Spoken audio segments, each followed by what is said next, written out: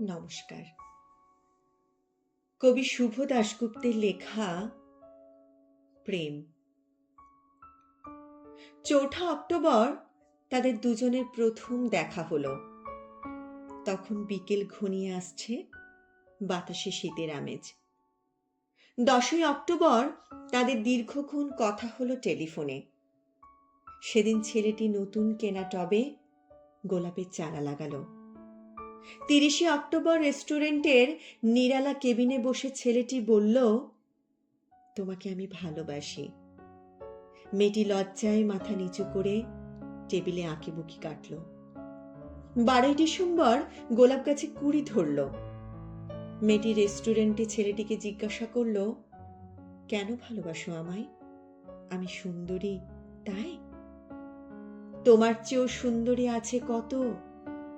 আমার বাবার প্রচুর অর্থ তাই? তোমার বাবার চেয়েও বড়লোক এখানে কম আছে? তাহলে ভালোবাসি ভালোবাসি তার আবার কারণ হয় নাকি? মেয়েটি বাড়ি ফিরে বন্ধুদের সঙ্গে টেলিফোনে অনেক আলোচনা করল। সবাই এক বাক্যে বুঝিয়ে দিল, ভালো যখন বাসে তখন একটা কিছু কারণ তো আছে বটেই, সেটা না বুঝে এগোস না। ৩রা জানুয়ারি মেয়েটি বলল, আমার কাছে কি চাও? কই, চাইনি তো কিছু। ভালোবাসো অথচ চাও না? তাহলে না চাহিলে যারে পাওয়া যায়। এ তো গান, শুধুই গান, তাছাড়া কি? কিছুই যদি না চাও তবে ভালোবাসো কেন? ভালোবাসি তাই ভালোবাসা দিতে চাই, চাইবো কেন? তুমি সত্যিই অদ্ভুত। ১০ই ফেব্রুয়ারি দুজনের দেখা হলো মেট্রো স্টেশনে, পাতালে। ছেলেটি বলল, আমি কাল সারা রাত বাঁশি বাজিয়েছি। সারা রাত সেই সুরের মায়াবী আলোয় তুমি নাচছিলে। অসামান্য অনন্য সে নাচ। ধ্যাত, কাল সারা রাত আমি ঘুমিয়েছি। আমি কিন্তু তোমার নাচই দেখে গেছি সারা রাত। তোমার বাঁশি একদিন শুনতে হবে। ১২ই মার্চ ছেলেটি বাঁশি বাজালো। মেয়েটি শুনল। সময় থমকে রইল অনেকক্ষণ। বাঁশি যখন থামল, মেয়েটির দু চোখ ভরা জলে। বলল, বাঁশি শুনতে শুনতে আমার ঘুম এলো আবেশে। আমি দেখলাম আমি নাচছি, মেঘের মাঝখানে তারাদের পাশে আমি নাচছি। আকাশে ফুলের গন্ধ।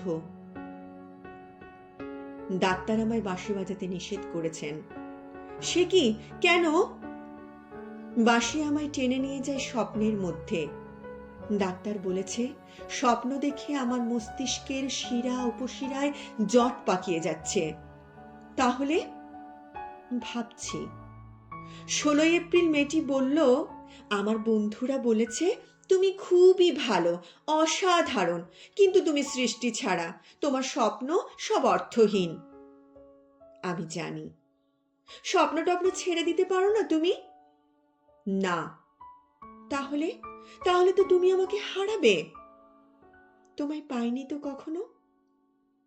৫ই মে ছেলেটির মস্তিষ্কে অপারেশন হলো। একটু সুস্থ হতেই মেয়েটি জিজ্ঞাসা করল, ভালো আছো তো? এখন আর স্বপ্ন টপ্ন দেখছো না তো? দেখছি, আরো সুন্দর সব স্বপ্ন। তাহলে তো দেখছি অপারেশনটা আদৌ সফল হয়নি। বাড়ি ফিরে বন্ধুদের ফোন করলো মেয়েটি। বন্ধুরা এক বাক্যে বলল, বাঁশি বাজানো, স্বপ্ন দেখা সবই ব্যাকডেটেড, সৃষ্টি ছাড়া। তুই আর লোক পেলি না? তুই এত রূপসী, তোর এত উজ্জ্বল প্রসপেক্ট। ভালো যদি চাস তাহলে শিগগিরই বিয়ে করে ফেল তোর ওই দাদার বন্ধুকে। উনি তো শুনলাম কানাডাতে সেটেল করবেন। ৭ই জুলাই মেয়েটি আবার জিজ্ঞাসা করল, তুমি সত্যিই কি চাও বলো তো? তুমি আরো সার্থক, আরো সুন্দর হয়ে ওঠো। ব্যাস, আর কিচ্ছু না। আর আর চাই আরো স্বপ্ন দেখতে। ও, স্বপ্ন তাহলে তুমি ছাড়তে পারবে না? না। তাহলে থাকো তুমি তোমার স্বপ্ন নিয়ে। 12 আগস্ট গোলাপ গাছে ফুল ফুটলো অনেক। সেদিন দুপুরে ছেলেটির মস্তিষ্কে আবার অপারেশন হলো। 13 সেপ্টেম্বর ছেলেটি মারা গেল। 14 সেপ্টেম্বর মেয়েটির শুভ বিবাহ সুসম্পন্ন হলো কানাডাগামী সেই পাত্রের সঙ্গে। 20 সেপ্টেম্বর গোলাপ গাছটি হঠাৎ ঝড়ে উপড়ে গেল। সেদিন সন্ধ্যার বিমানে মেয়েটি গেল হানিমুনে। যাবার আগে বন্ধুদের বলে গেল, স্বপ্নের চেয়ে বাস্তব অনেক ভালো, অনেক মধুর। স্বপ্ন দেখে কেবল বোকারা। 4 অক্টোবর ছেলেটির মা ঝরে পড়া গোলাপ গাছটিকে সযত্নে তুলে ফেলে দিলেন। শূন্য টবে তখন কয়েকটা পোকা, কয়েকটা মাছি। আমি জানি না ওগুলো পোকা, মাছি নাকি ছেলেটির স্বপ্ন। আমি ঠিক জানি না, আমরা ঠিক জানি না। নমস্কার।